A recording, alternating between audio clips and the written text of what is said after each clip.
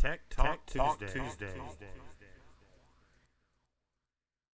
Hello and welcome to another episode of SRT Amplification, Tech Talk Tuesday. Today we're going to be discussing output transformers and why you should match your impedances or try to match your impedances and what the importance of that is.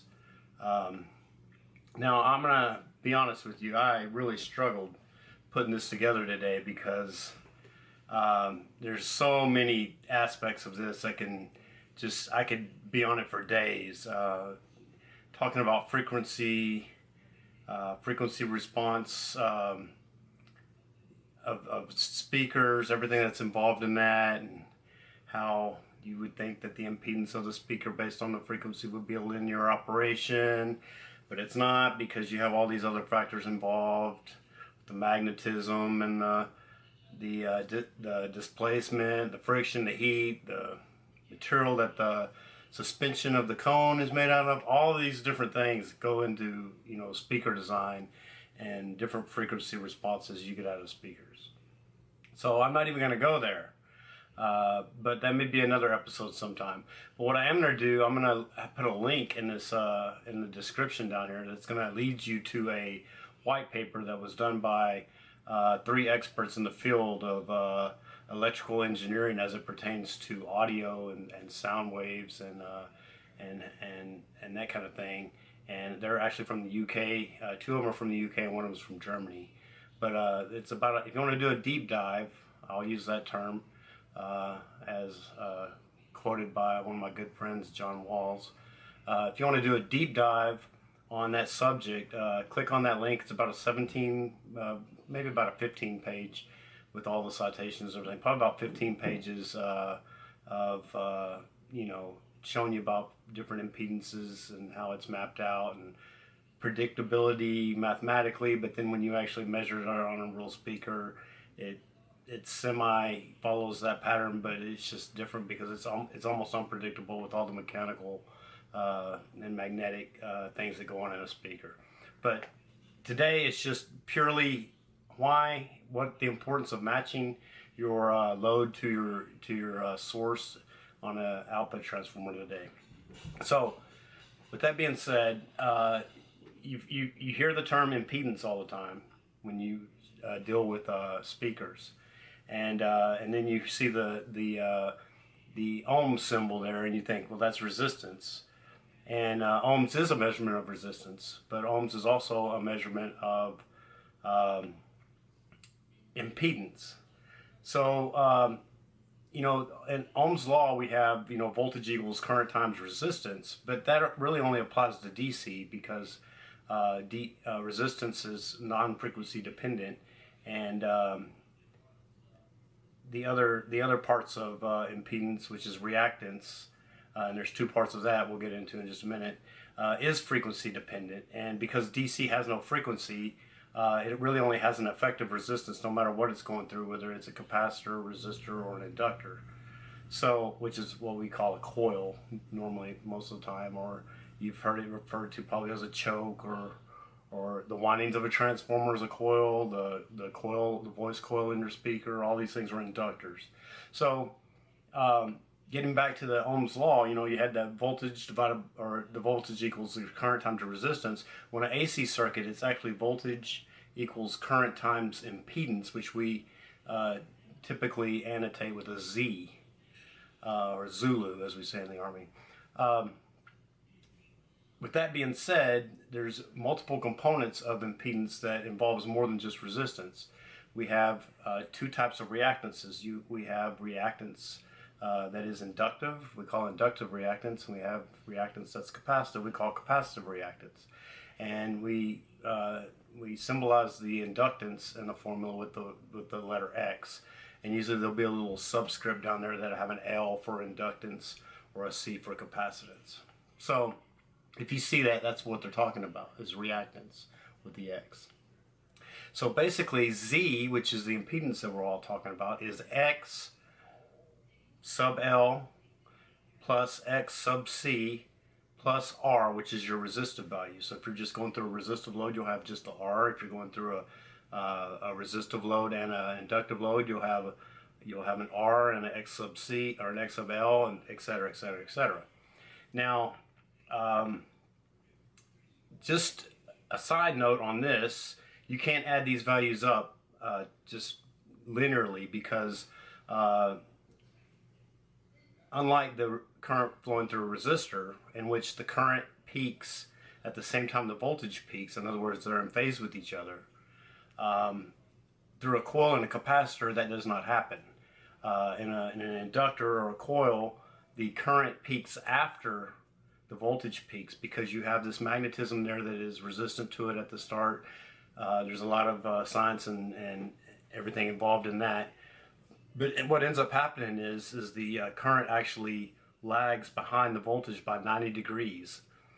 So if you think about that wave coming up on your voltage and it peaks out, let's say 120 volts, you still haven't got current running through that coil yet until 90 degrees later. Well, there may be current, but it's building up. As this is peaked out, it's still building up. 90 degrees later in that sine wave, which completes a 360 degree rotation. So a quarter way through that wave, that's where your current at that point in time is where your current is peaking. So that's the 90 degrees phase shift. And so you have to add those vectorially, and I'm not going to get into vectoral addition and polar coordinates and all that stuff. But if you remember your trigonometry back in the day, you probably know how to do all that. But anyway, so you have to add these values up. Now, inductors and capacitors both are not perfect. I mean, they don't make a perfect inductor and a perfect capacitor. So with each of them, there is a resistive, DC equivalent resistive element associated with them, even in the AC circuit. So I'll just, for instance, like the formula for reactive or inductive reactance through a coil is X sub L equals 2 pi times the frequency times the inductance of that coil, which is in henries. It's a big L. It's measured in henries. So for instance, you have a coil that's rated at 10 henries. You multiply that 10, let's say you put a 10 hertz signal in there. 10 times 10 is 100, times 3.14, you got now 3,140, and then times the 2, now you got 6,628, whatever, ohms, okay? But it's at a 90 degree phase angle, see? And then you have, if you put a DC ohm meter, if you put your multimeter across that thing, you get a DC equivalent resistance.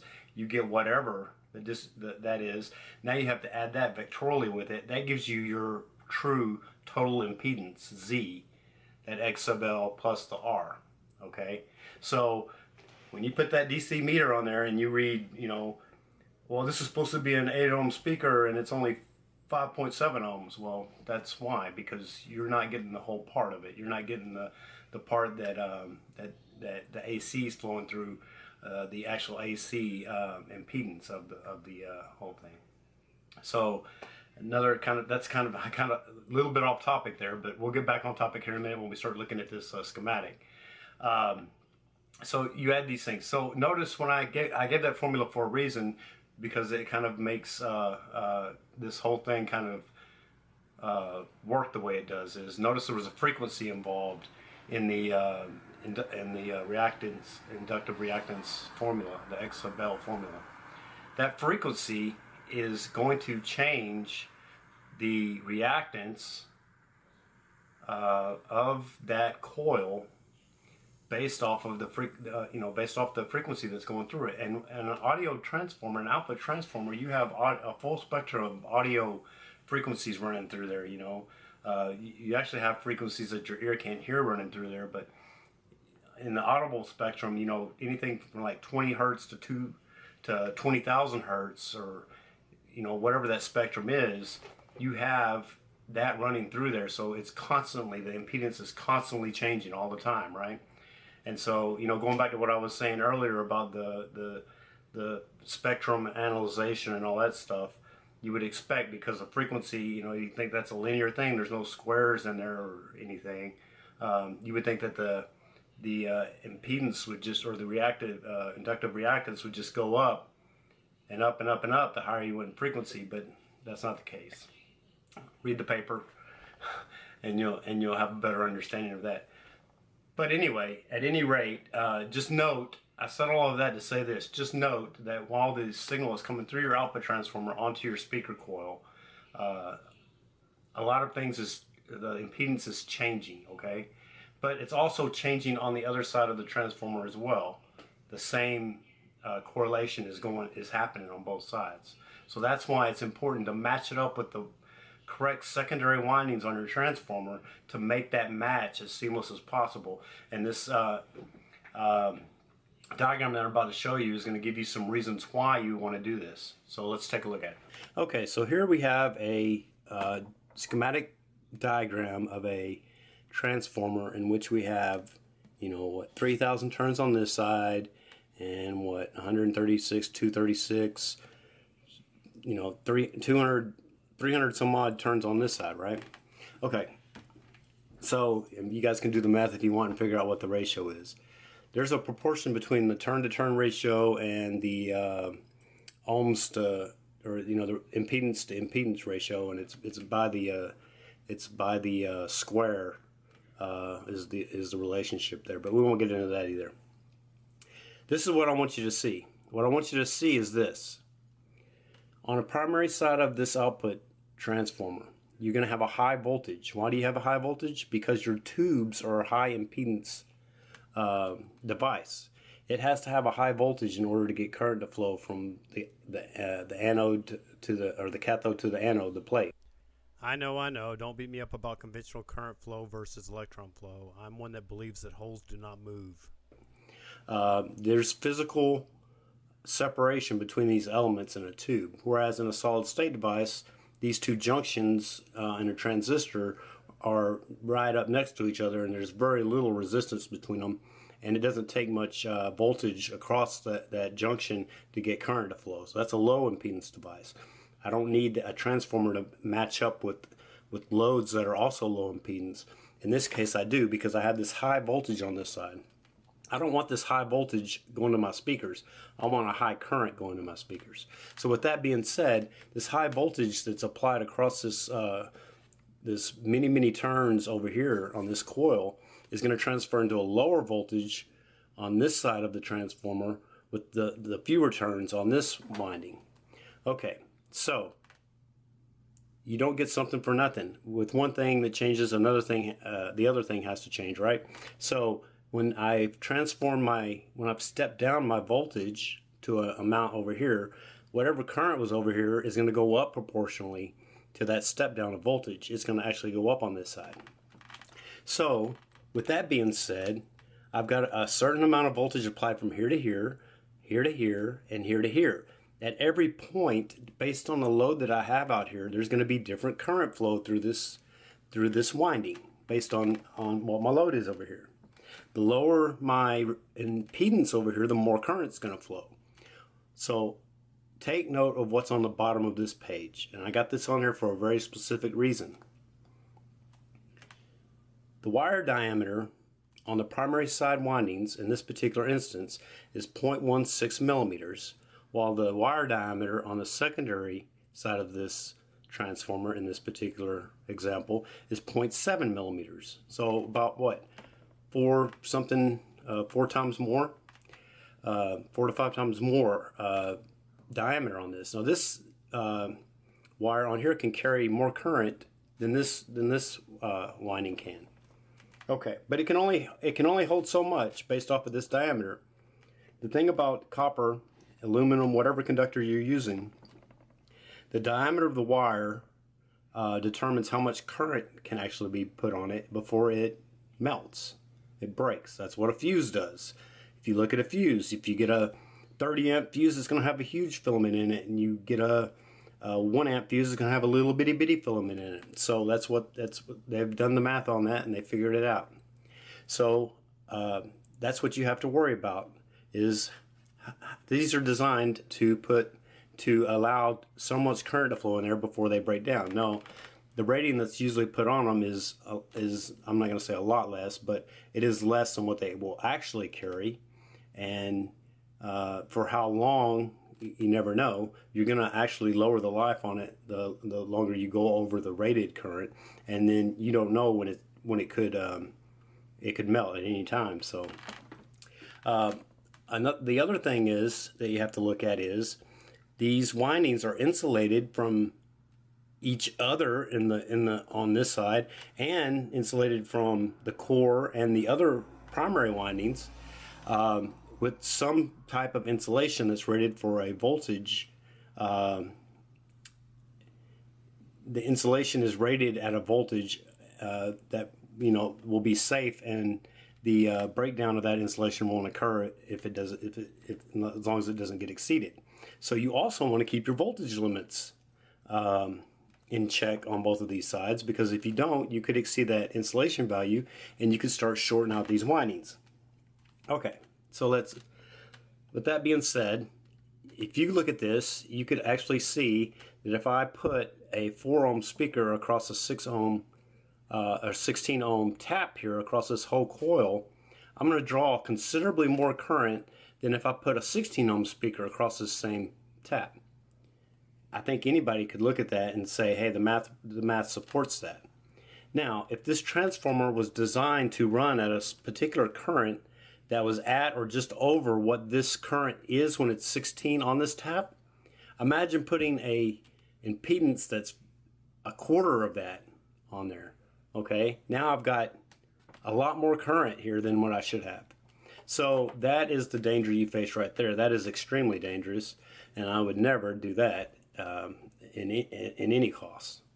Now, the difference between the 8 and the 4 and the 8 and the 16 is not near as bad. And a lot of people will tell you you get better mids if you swap between that, as long as you don't go more than twice over or twice under. Everything's good. I'm just saying that's not what the transformer is designed for. So you run your risk. The other big thing that you have to take a consideration of, not only the matching, okay, but then having a load on there, period. Without a load on here, this to this looks like an infinite amount of impedance, infinity. And what happens is this side right here is going to try to boost the voltage up to push current through an infinite load, what it thinks is an infinite load on this side. Okay, so what's that going to do to your plates over here on your tubes? Well, you're probably going to short your plates to cathode out, because it's more voltage than in that tube now than it's going to arc over basically. You're going to ruin your tubes. You're probably going to break down the insulation on this side. You're probably going to short out your output, your primary windings on your output transformer. So you don't run the risk of burning up these coils over here due to current, because there won't be any current over here. But this voltage over here is going to go through the sky, and you really that's probably the worst thing that you could have happen to your amp. This could be probably one of the most expensive fixes you'll have to do, is replace this output transformer and a whole complement of tubes, especially if you're running like a 100 watt tube head or something like that, where you have 4 EL80 or 4 EL84s or 4 EL34s or whatever you're running in there. That could be pretty expensive. So I hope in the simplest of terms this kind of clears up a little bit about the mystery of why you want to match your load to your impedance taps on your transformer, and why it's very important that you actually have a load on that output transformer to prevent such a runaway voltage on the primary side. If you want to know more information, like I said earlier, about the frequency responses of speakers and how frequency affects the impedance and everything of a speaker, go to that white paper that I'm going to put a link to, and do a deep dive on it and learn a little more about it.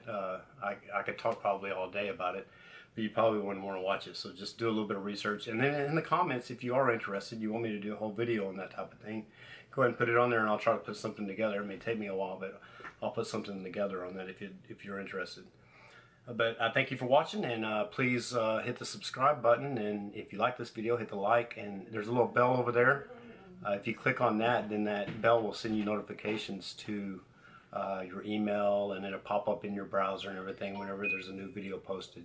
So I appreciate your support, and as always, have a good week.